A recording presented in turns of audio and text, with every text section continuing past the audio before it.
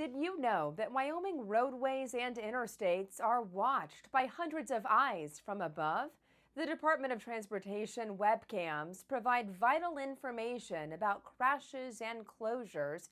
And as our William Langston reports, dozens of them are about to get an upgrade. Each year, hundreds of Wyoming citizens rely upon the interstate web cameras that provide clear views of road conditions across the state.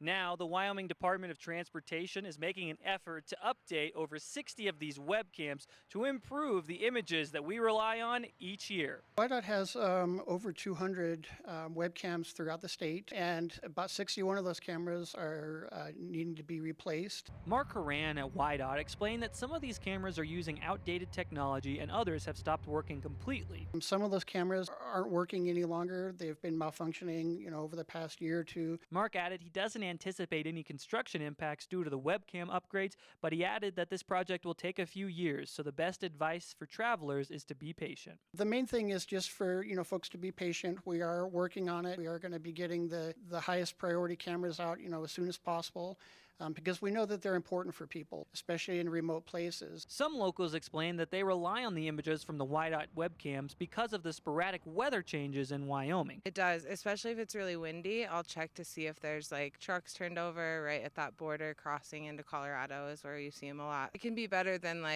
people telling you what they saw because it changes frequently with the weather here. Another local, Nicole Hayes, says her husband just used the webcams last week to ensure he had a safe trip during the recent snowstorm. Anytime we're traveling, we use them. My husband was just in Rock Springs recently with this big storm, so we used them to look at cameras up north, and so he was able to go to Rock Springs and then up to Casper and down. So we use them really often. They're really important, especially in the winter. As this project begins, you can still find the most reliable and updated information on road conditions at wyoroad.info. William Langston, your Wyoming Link, Cheyenne.